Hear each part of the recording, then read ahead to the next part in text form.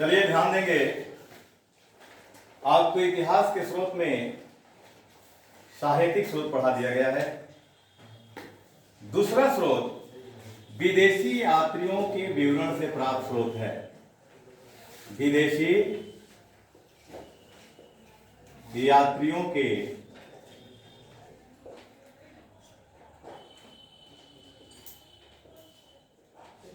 विवरण से प्राप्त स्रोत।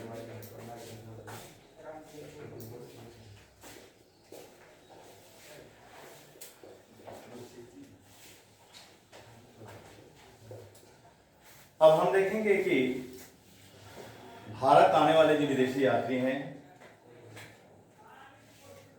उनके विषय में जानेंगे।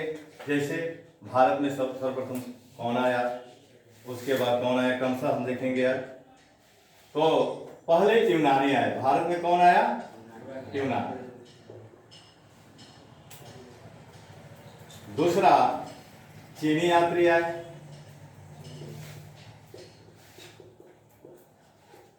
तीसरा अरबी यात्री आए।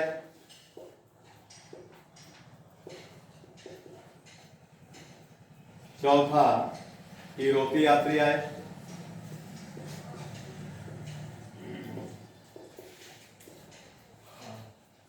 इसे ही आज हम जानेंगे। जैसे यूनानी यात्रियों में सिकंदर महान के साथ आने वाले यात्रियों में आलेक्सियस, अरिस्टोबुलस और नियार्कस है। जब सिकंदर महान भारत पर आक्रमण किया था तो उसके साथ आने वाले जो यात्री हैं आनेस क्रिस्टस है। आनेस क्रिस्टस,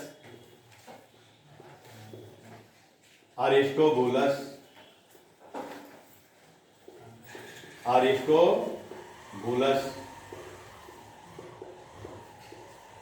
तीसरा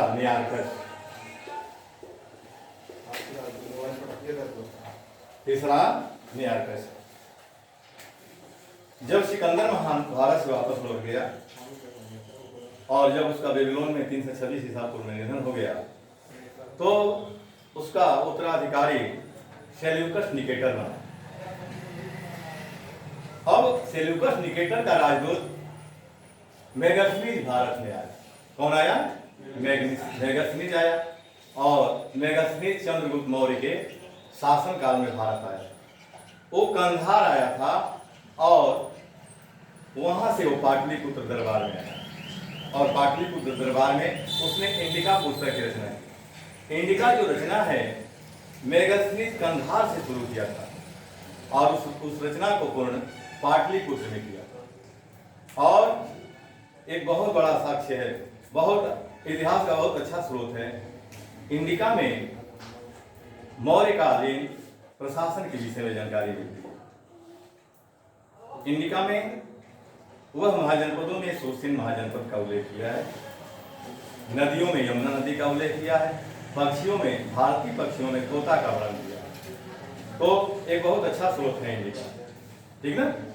तो आपका जो है आनेस क्रिस्टस, अरिस्टोबुलस, नियार्कस सिकंदर महान के साथ आए। इसके बाद चौथा यात्री मेगास्थनीज है जिसके विषय में आपको बताया गया। उसके बाद पांचवा यात्री डाइमेकस है।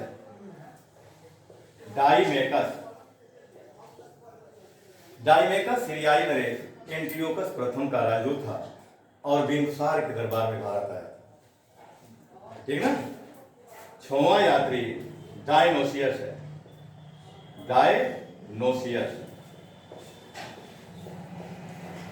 यह मिस्र का राजा टाली फिलाडेल्फस द्वितीय का राजदूत था। यह किसका राजदूत था? मिस्री नरेश टालमी फिलाडेल्फस द्वितीय का राजदूत था और बिंदुसार के दरबार में भारत आया। तो ये आपके यूनानी यात्री हुए, यानी यूनान से आने वाले ये यात्री हुए। अब देखेंगे चीनी यात्री।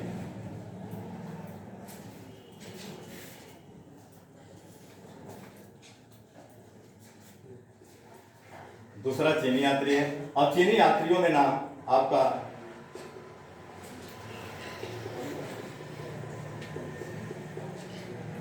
में पहला नाम फाहियान का लिखा है। चीनी यात्रियों में सर्वप्रथम कौन आया? भारत। फाहियान। और ये चंद्रगुप्त विक्रमादित्य द्वितीय के शासनकाल के समय भारत आया था, लेकिन कहीं भी किसी भी स्थान पर वह चंद्रगुप्त द्वितीय विक्रमादित्य का उल्लेख नहीं करता है। ठीक ना?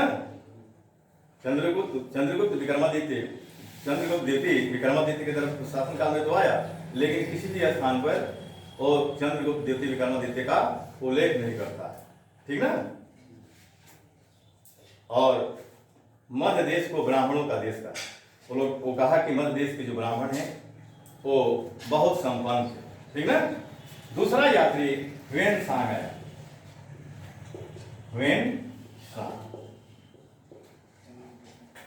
ह्वेन-सांग हर्षवर्धन के शासन काल में भारत आया था और इसका वास्तविक नाम इवान चुआंग है। ह्वेन-सांग का वास्तविक नाम क्या है? Ivan Chwang. और ये भारत में रहा। नालंदा विश्वविद्यालय में यह 10 वर्षों तक शिक्षा ग्रहण किया। बौद्ध धर्म, तर्कशास्त्र और गणित का शिक्षा ग्रहण किया। जब आया भारत, उस समय नालंदा विश्वविद्यालय का कुलपति शीलभद्र थे। उस समय कुलपति नालंदा विश्वविद्यालय कौन था? शीलभद्र थे। ठीक ना? इसके यात्रा वृत्तांत को शिक युकी के नाम से जाना जाता है। और ह्वेन-सांग की जीवनी उसका मित्र भीली ने लिखा। जब वह भारत से वापस लौट रहा था तो हमारे धार्मिक ग्रंथों को ले जा रहा था, तो उसे आधी जो है पुस्तक जो साहित्यिक रचनाएं थी, उसे आधी रचनाएं जो है कि नहीं हमारे भारतीय लोगों ने छीन ली। ठीक ना? अब देखेंगे ह्वेन-सांग के बाद ईर्सिंग आता है। एक और प्रश्न बनता है ह्वेन-सांग से कि इसको यात्रियों का राजकुमार के नाम से भी जाना जाता है। वास्तविक नाम क्या है? Ivan Chwang. इसका उपनाम क्या है? यात्रियों का राजकुमार। इसकी जीवनी किसने लिखा है? उसका मित्र भीली ने लिखा है। ठीक ना? अब देखिए ईर्सिंग, ये 7वीं शताब्दी में, ये चीनी यात्री है और ये 7वीं शताब्दी में भारत आया और व्यापार के दृष्टि आया था और दक्षिण भारत चला गया। ठीक, तो ये चीनी यात्रियों में ये 3 महत्वपूर्ण है। अब देखेंगे अरबी यात्री। मोहम्मद गजनवी के समय भारत आने वाले अरबी यात्रियों में अलबरूनी है, फिरदौसी है, उत्तरी है और फारूकी है। अलबरूनी का वास्तविक नाम अबू रेहान है। अलबरूनी भारत किसके साथ आया था? मोहम्मद गजनवी के साथ भारत आया था और उसका वास्तविक नाम क्या है? अबू रेहान है। वह भारत में रह करके किताब उल ए हिंद की रचना किया। इसकी रचना का नाम क्या है? हाँ, अलबरूनी इसके साथ भारत आया था, मोहम्मद गजनवी के साथ भारत।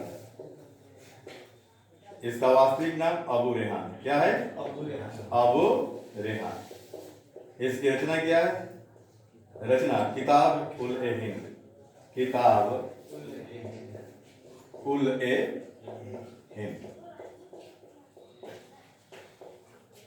इस रचना को भारत का दर्पण भी कहा जाता है। इस रचना को भारत का दर्पण भी कहा जाता है।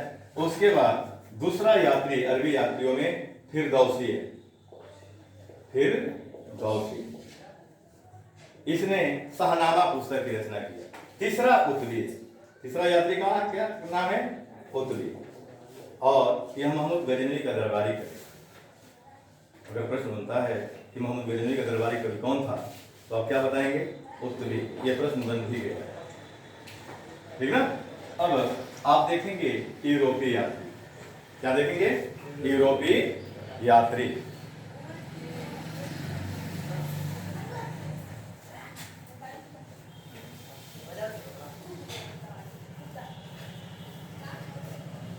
यूरोपीय यात्रियों में प्रश्न बनता है कि भारत आने वाला प्रथम यूरोपीय यात्री कौन था? तो कैप्टन हाकिंस। Captain Hawkins. लेकिन कैप्टन हाकिंस के पहले भी मिडेनहाल अकबर के शासनकाल में भारत आया। लेकिन मिडेनहाल आया तो उसने पश्चिमी तटों से ही वापस लौट गया। ठीक ना? वो पश्चिमी तटों पर आया और वहां से वापस लौट गया। तो हम देखेंगे यहाँ से यूरोपीय यात्रियों में आपका देखेंगे अकबर। पहला देखेंगे कि अकबर के समय कौन है। अकबर के समय में आने वाले यूरोपीय यात्री दो हैं, मिडेनहाल और दूसरा राल्फ। मिडेनहाल पश्चिमी तटों पर आकर के वापस चला गया। राल्फ अकबर से मिलने के लिए आगरा दरबार में आया, लेकिन अकबर उससे नहीं मिल पाया, तो आगरा से वह फतेहपुर सीकरी चला गया। और आगरा और फतेहपुर सीकरी को राल्फ ने ये कहा कि आगरा और फतेहपुर सीकरी लंदन से भी बड़े हैं और उसे देखने में अच्छे लगते हैं। अब बताइए मुगल काल में आगरा और फतेहपुर सीकरी कितना अच्छा बताया गया कि राल्फ ने क्या कहा कि ये लंदन से बड़े शहर और देखने में बहुत अच्छे लगते हैं। ठीक है, तो दो यात्री इसके समय आए, यूरोपीय यात्री इसके समय कितने आए? दो। पहला मिडेनहाल, दूसरा यात्री राल्फ फिच। अब इसमें इतना जानते रहिए कि आगरा फतेहपुर सीकरी का उल्लेख किया। ठीक, अब जहांगीर के समय में आने वाले यूरोपीय यात्री, जहांगीर के समय आने वाले यूरोपीय यात्रियों में पहला कैप्टन हाकिंस। तो कौन है? Captain Hawkins. और यह हेक्टर नामक जहाज से भारत आया। इसका उद्देश्य था भारत में व्यापार करना। भारत आने का उद्देश्य क्या था? कैप्टन हाकिंस का उद्देश्य क्या था? व्यापार करना चाहता था। और 1608 ईस्वी में आया और 1611 में गया। आगरा दरबार में जहांगीर से मिला। कैप्टन हाकिंस आगरा में आकर के जहांगीर से मिला। जहांगीर से वो व्यापार करने का आदेश प्राप्त कर लिया। जहांगीर उसे खुश होकर के 400 का मनसब दे दिया। ठीक ना, 400 का मनसब जहांगीर उसको दिया। दूसरा यात्री जहांगीर के शासनकाल में आने वाला यूरोपीय यात्री आपका सर टॉमस रो है। सर टॉमस रो ये 1611 में आया, 1615 में चला गया। देखिए इसका नाम टॉमस रो है। यह फारसी भाषा में जहांगीर से बात किया। आगरा आकर के जहांगीर से फारसी में बात किया। और मुगलों की भाषा क्या थी? फारसी थी। भाषा क्या थी उनकी? फारसी। वो देखा कि ये तो हमारी भाषा को बोल रहा है, इस पर बहुत प्रसन्न हो गया और इसको सर की उपाधि दे दिया। ये जो सर टॉमस रो में जो सर शब्द है ये जहांगीर ने इसको दिया। ठीक ना, इसका भी उद्देश्य भारत में व्यापार करना। उसके बाद तीसरा यात्री विलियम फिच है। विलियम फिच ये भी जहांगीर के शासनकाल में भारत आया था, व्यापार के दृष्टि आया था। चौथा यात्री एडवर्ड टेरी है। एडवर्ड टेरी जहांगीर के शासनकाल में भारत आया था और इसका उद्देश्य ईसाई धर्म का प्रचार प्रसार करना।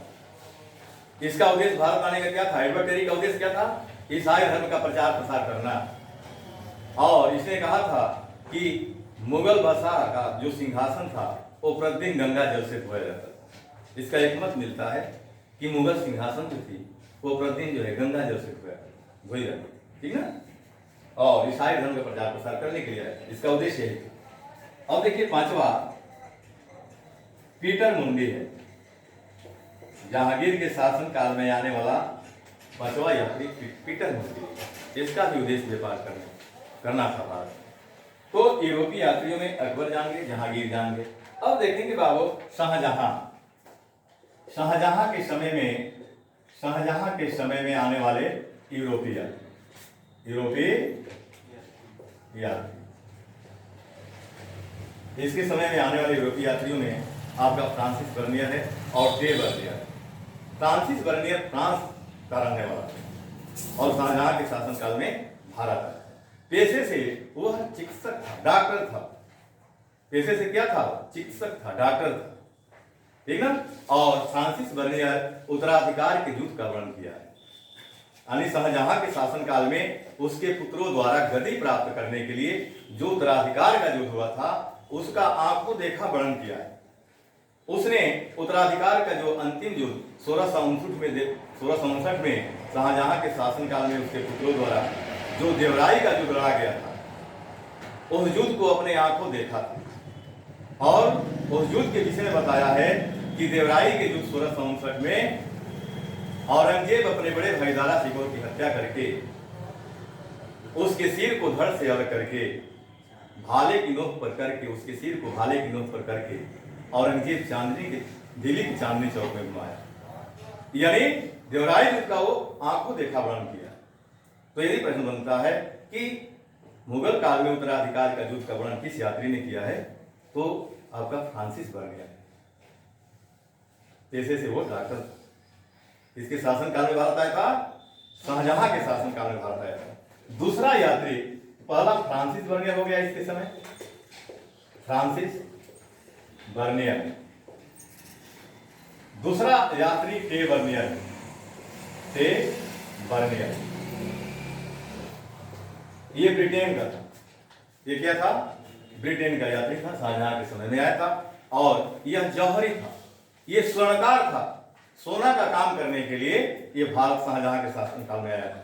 ठीक, अब हम देखेंगे औरंगजेब। औरंगजेब के शासनकाल में आने वाले यूरोपीय, जिसके समय में आने वाले यूरोपीय यात्री,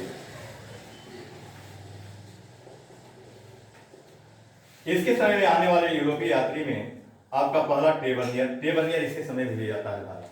तो पहला टे बर्नियर कहाँ का था? ब्रिटेन का था। टे बर्नियर कहाँ का था? ब्रिटेन का था। दूसरा मनुची, दूसरा यात्री कौन आया था? मनुची आया था, और ये वेनिस का रहने वाला था। वेनिस किस देश का शहर है? इटली का। इटली देश में वेनिस शहर है। और इसको तो खाने का अध्यक्ष बना दिया, इसको तोपची बनाया। औरंगजेब इसको क्या बना दिया? तोपची बना दिया। तो आपके यात्रियों में आप जान गए यूनानी यात्री, चीनी यात्री, अरबी यात्री और यूरोपीय यात्री। इसे हट करके कुछ यात्री कुछ हैं, जैसे इब्न बतूता। पूछता प्रश्न है कि इब्न बतूता किसके समय भारत आया? इब्न बतूता किसके समय भारत आया था? ये कहाँ का था? कब भारत आया था? इसकी रचना क्या है? रचना पूछता है। तो इब्न बतूता मोरक्को का था। कहाँ का था? मोरक्को का था। और 1337 ईस्वी में मोहम्मद बिन तुगलक के शासनकाल में भारत आया और उसने रेहला नामक पुस्तक की रचना किया। रेहला किसकी रचना है? इब्न बतूता की रचना है, ठीक ना। और अपनी रचना रेहला में इब्न बतूता ने भारतीय डाक व्यवस्था का उल्लेख किया है, सती प्रथा का उल्लेख किया है। इब्न बतूता पर खुश होकर के मोहम्मद बिन तुगलक उसको दिल्ली का काजी नियुक्त किया था, काजी न्यायाधीश बनाया था, ठीक है। अब विजयनगर साम्राज्य में आने वाले विदेशी यात्री,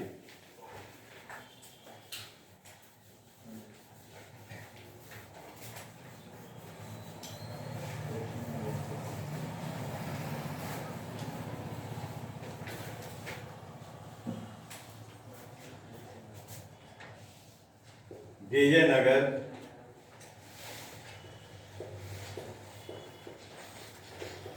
साम्राज्य में आने वाले विदेशी यात्री,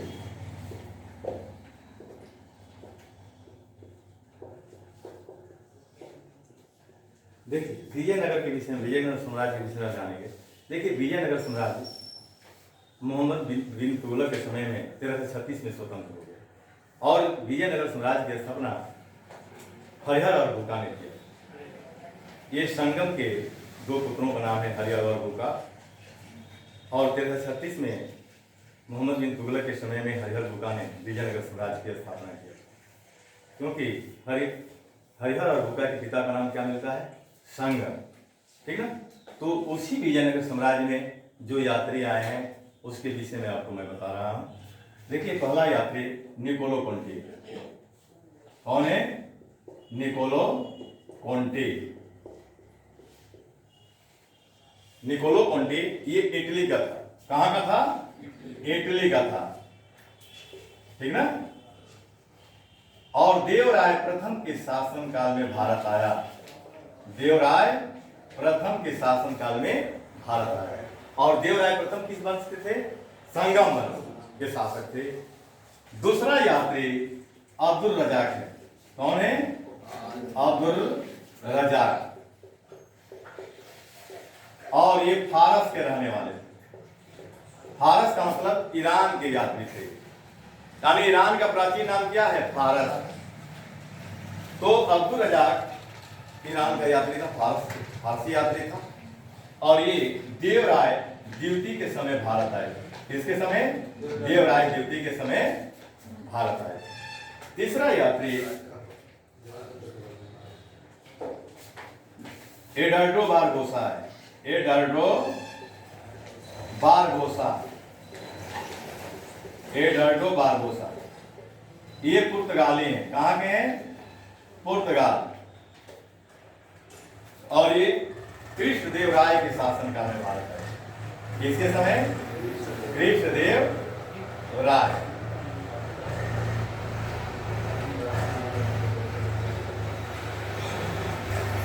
ये कृष्णदेव राय के शासनकाल में भारत आए। अब्दुल रजाक। कृष्णदेव राय किस वंश के थे? तुलु वंश के। विजयनगर साम्राज्य में जो तुलु वंश था उसी के ये शासक थे। चौथा डेमिंगो पायर। डेमिंगो पायर ये भी पुर्तगाली थे। कहां के रहने वाले थे? पुर्तगाल के रहने वाले थे। और किसके समय आए थे? कृष्णदेव राय के समय आए थे। विजयनगर साम्राज्य के शासक, तुलु वंश के शासक कृष्णदेव राय के शासनकाल में भारत आए थे। तो इतिहास जानने के स्रोत में ये जो दूसरा पार्ट है आज आपको समाप्त कर दिया जाएगा। अब आपके पुरातत्व संबंधी स्रोत है, इसको सोमवार के दिन पढ़ा दिया जाएगा। और अभिलेखी जो पुरातत्व संबंधी स्रोत है उसमें अभिलेखी साक्ष्य आते हैं, उसमें आपके सिक्के आते हैं, मनके आते हैं, ठीक ना? उसमें अभिलेखों का अध्ययन किया जाता है, ठीक ना? तो फिर सोमवार के दिन